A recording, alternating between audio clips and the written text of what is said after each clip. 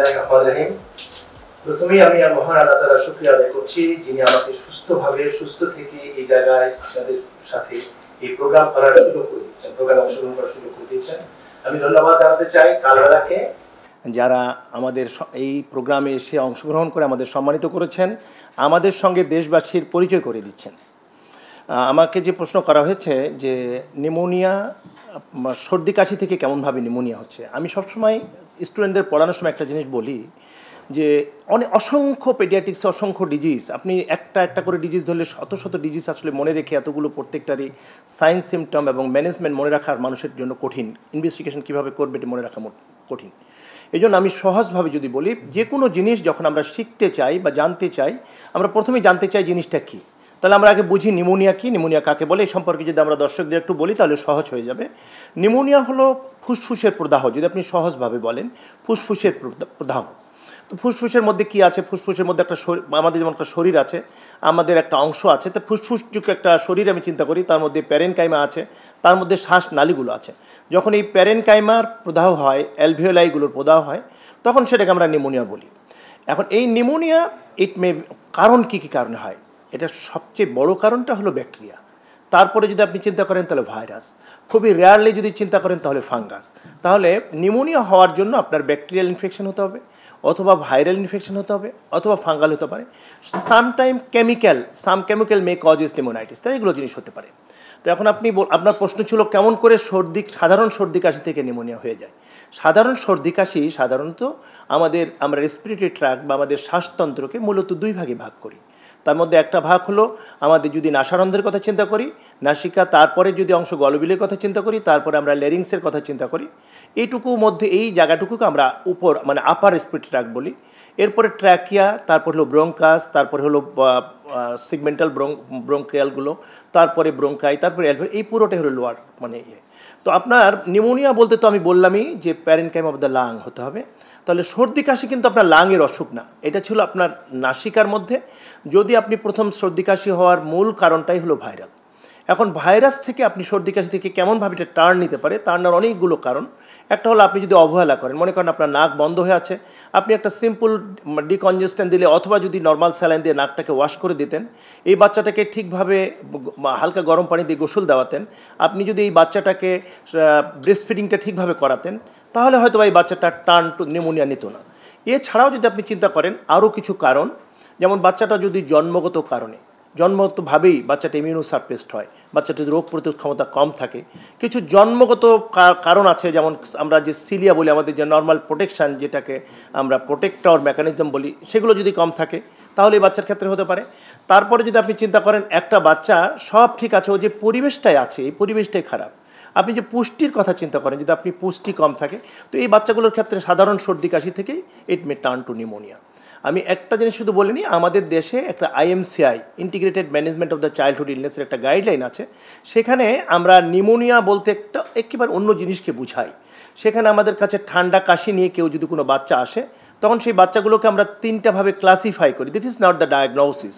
আমরা বলি যে no pneumonia, cough and cold, তারপরের অংশটাকে বলি নিউমোনিয়া। সেই নিউমোনিয়াকে যদি আপনি চিন্তা করেন, তখন সেই নিউমোনিয়াতে কিন্তু কিছু প্যারামিটার থাকে, যেমন যদি দ্রুত শ্বাস থাকে তখন নিউমোনিয়া বলছি। তাহলে আমি আমার মনে হয় বোঝাতে পেরেছি যে আপনার ঠান্ডা সর্দি কাশি হলে আপনি যদি প্রাথমিক যত্ন বাচ্চাদের না নেন, অথবা বাচ্চাটা যদি রোগ প্রতিরোধের ক্ষেত্রে যদি দুর্বল হয়, অথবা বাচ্চাটা যদি পুষ্টিহীনতায় ভোগে বা এমন কোনো পরিবেশে আছে যেই পরিবেশটার রোগগুলোকে এনহ্যান্স করে, তাহলে এগুলো টার্ন নিতে পারে নিউমোনিয়ার ক্ষেত্রে। আমরা আমাদের মেডিকেল সায়েন্সে যে IMCI আছে, সেখানে আমরা ডেঞ্জার সাইন বলে কিছু জিনিস ব্যবহার করি। তো রেড ফ্ল্যাগ হলো সেই জিনিসটা যেটাকে আপনি কমনলি সবার মধ্যে ছড়িয়ে দিবেন, যেটা দেখলেই মানুষ বুঝবে this are the danger sign, মানে এই অবস্থা থেকে বাচ্চাটা খুব খারাপ দিকে যাচ্ছে, এটাকে ইন্ডিকেট করে সেই জায়গার থেকে যাতে ওই জায়গাটা দেখলে আর কেউ কোনো রকমের দেরি না করে সামনের দিকে হয়। এটা শুধু নিউমোনিয়ার ক্ষেত্রে না, এটা অনেক জায়গাতে আছে, অনেকগুলো জায়গাতে আমরা রেড ফ্ল্যাগটা আমরা ব্যবহার করি। তো নিউমোনিয়ার ক্ষেত্রে আমরা যেটা দেখি রেড ফ্ল্যাগ কী দেখি, আমরা ডেঞ্জার সাইনগুলো যদি চিন্তা করি আমরা আমাদের IMCI গাইডলাইনে, সেগুলোর অনেকগুলোই কিন্তু রেড ফ্ল্যাগের মধ্যে আছে। তার মধ্যে একটা হলো অনেক বেশি শ্বাস, অনেক দ্রুত শ্বাস, বাচ্চা যদি খুব বেশি ডিস্ট্রেস হয়, বাচ্চা যদি লেথার্জিক হয়ে যায়, বাচ্চা যদি আনএবল টু ফিট, কোনো কিছু খেতে পারছে না এরকম হয়, বাচ্চা যদি নিউমোনিয়া জনিত কারণে দেখা যায় যে বাচ্চাটা হাইপোক্সিয়া হচ্ছে এবং মানে কনভালশন হচ্ছে, খিঁচুনি হচ্ছে, তো এই জিনিসগুলোকে আমরা রেড ফ্ল্যাগ বলি, মানে রেড ফ্ল্যাগের প্রথমে আমি গুরুত্বটা বোঝাতে পেরেছি। দিস আর দ্য সাইন, যেগুলো দেখে যে কেউ বুঝতে পারবে যে বেবিটা এখন খারাপের দিকে যাচ্ছে। এবং এই রেড ফ্ল্যাগগুলো দেখলেই আমরা কি করব এবং আমাদের করণীয় কী। আমার আগের সকল বক্তায় ম্যাক্সিমাম জিনিস বলে গেছেন, আমি কয়েকটা জায়গায় একটু রিপিট করতে চাই। আমি বলতে চাই, আগে বুঝতে হবে, আমাদের একজন বলে গেছেন যে how to differentiate the pneumonia, bronchiolitis, এই জিনিসগুলোকে বলেছেন। ইউজ অফ অ্যান্টিবায়োটিক সম্পর্কে বলেছেন। তো এই জায়গায় আমি বলতে চাই যে মূল যে জিনিসটা সমস্যা রয়ে গেছে, যে নিউমোনিয়া কোনটা, কোনটা ব্রঙ্কিওলাইটিস, কোনটা ব্রঙ্কিয়াল অ্যাজমা, এই ডিফারেন্সিয়েশনটা আমরা যদি স্বাভাবিকভাবে সকল মানুষকে বোঝাতে পারি, তাহলে মানুষের জন্য সহজ হবে যে কোন বাচ্চাটার ক্ষেত্রে কতটা ইম্পর্টেন্স দিবে, কেমনভাবে মানুষ আমরা আগাবো।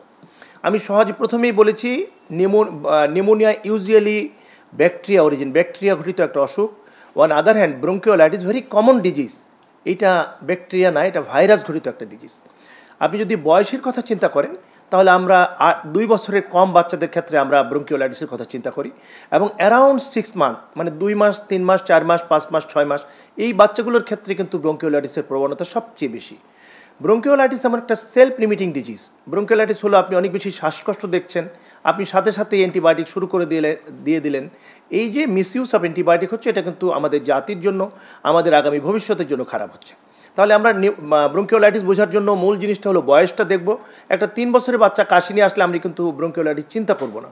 এটা less than 2 years, around 6 month, এই জিনিসটা আমি মাথায় রাখবো। ব্রঙ্কিওলাইটিসের আর কয়েকটা প্যারামিটার আমরা দেখে নিই। তার মধ্যে একটা প্যারামিটার হলো it started with the coryza, মানে রানি নোজ দিয়ে শুরু হবে, নাক দিয়ে সর্দি আসতেছে, হালকা জ্বর, কাশি, followed by respiratory distress, severe কফ।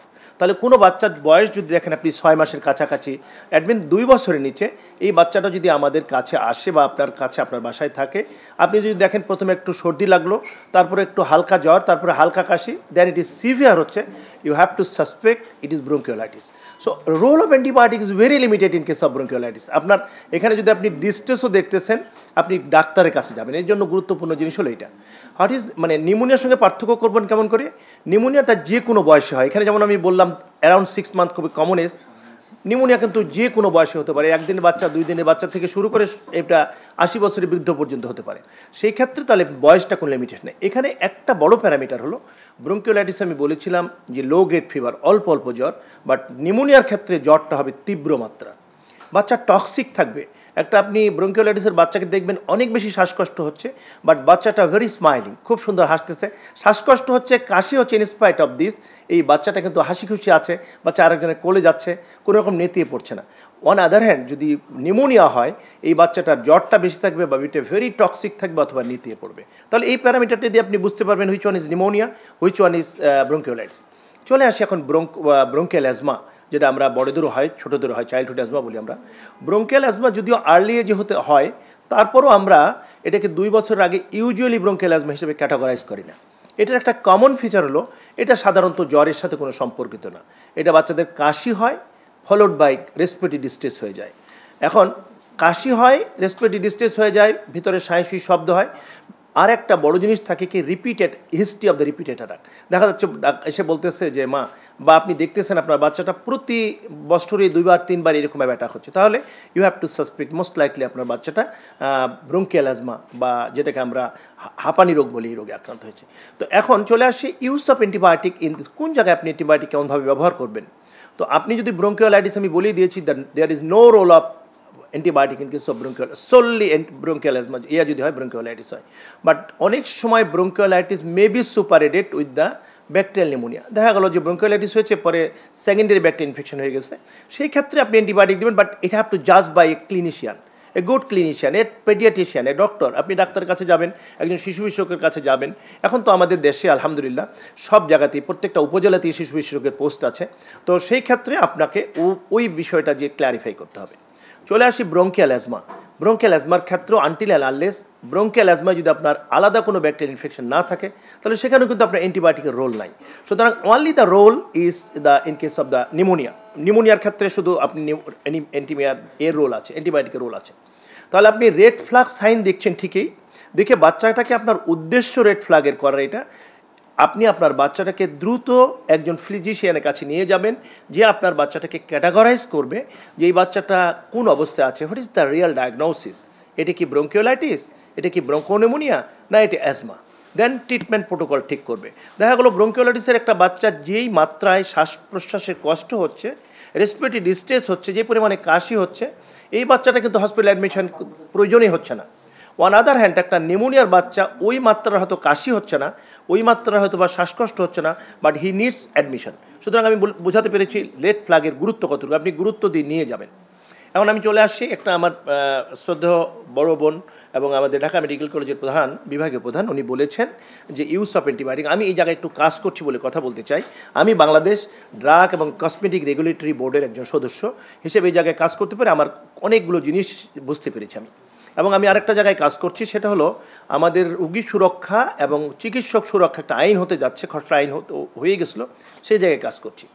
আমি বলতে চাই যে আমাদের দেশের আমি এই কাজগুলো করতে যেয়ে পুরো এশিয়ান সাবকন্টিনেন্ট, তারপরে আমাদের আশপাশের দেশগুলো, উন্নত বিশ্বের স্বাস্থ্য ব্যবস্থা সম্পর্কে মানে পড়ালেখা করতে হয়েছে অনেক কিছু জানার জন্য। তো আমি একটা জিনিস দেখলাম যে আমাদের দেশে একটা আইন হতে যাচ্ছিল বা হওয়ার একটা প্রস্তাবনা আছে, সেটা হলো রোগী সুরক্ষা আইন। রোগী সুরক্ষা আইনে যেমন ইউকেতে বা আপনার ইউএসএতে আছে, ওখানে রোগী যদি ডাক্তারের ভুল চিকিৎসায়, যদি ডাক্তারের কোনো অবহেলায় কোনো রোগীর যদি কোনো ক্ষতি সাধিত হয়, ডক্টর উইল বি রেসপন্সিবল। এবং আমার মনে হয় মানবিক কারণে আমরা সবাই এটা এগ্রি করি যে ইয়েস, যদি কেউ কোনো ডাক্তারের অবহেলায়, ডাক্তারের যদি নেগলিজেন্সিতে, ডাক্তারের কোনো গ্রস ভুলে কোনো রোগীর ক্ষতি হয়, তার ক্ষতিপূরণ দিতে ডাক্তার বাধ্য। এটা হওয়া উচিত, এই আইনটা হওয়া উচিত। এই আইনের বিপক্ষে আমরা নয়, কিন্তু এই আইনের সেদিন যখন কথা বলতে যে আমি কিন্তু আইনের বিপক্ষে না বলি নাই, কিন্তু আমি বলেছিলাম যে কন্টেস্টটা কথা চিন্তা করেছিলাম যে আপনি কোন জায়গায় আইনটা প্রয়োগ করতে যাবেন। আপনি এই দেশে আইন করলেন যে আপনি ডাক্তার যদি ভুল অ্যান্টিবায়োটিক দেন, it is a punishable crime, doctor will be punished. কিন্তু আমি বললাম যে আমাদের দেশে আমাদের স্ট্যাটিক্যাল অ্যানালাইসিস অনুযায়ী around 60% patient taking their drug from the pharmacist or unregistered doctor. Only 40% of the doctor patient come to the registered physician. তো আপনি এই যে 60% যারা আছে তাদের তো আপনি আইনের আওতায় আনতে পারছেন না। তো আমি বললাম যে বিষয়টা এরকম হলো যে আপনি একটা গাড়ি নিয়ে দাঁড়ালেন, বললো নো পার্কিং লেখা আছে, আপনার ফাইন হয়ে গেল, হোয়ারাস একটা অটো দিক দিয়ে উল্টো দিক দিয়ে আসতেছে, তাকে আপনি ধরতে পারছেন না। তো আমি তখন বলেছিলাম যে আইন অবশ্যই প্রয়োজন, বা কন্টেস্ট বা প্রেক্ষাপটটা ভেরি ইম্পর্টেন্ট, আপনি কোন প্রেক্ষাপট আইনটা করতে চান।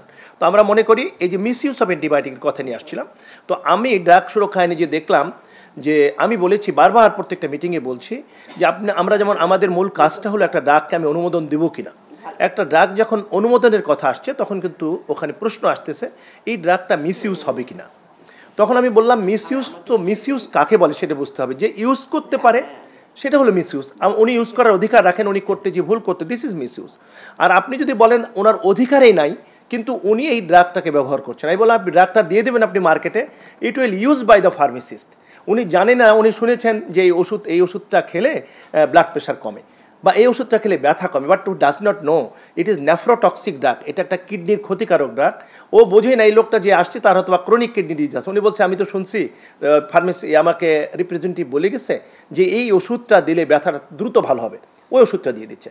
তো আমি বলতে চাচ্ছি আমাদের দেশের প্রেক্ষাপট এখনও ওই অবস্থা আমরা যেতে পারি নাই যেখানে misuse of the antibiotic misuse of the অ্যান্টিবায়োটিকটাকে আমরা কমাবো।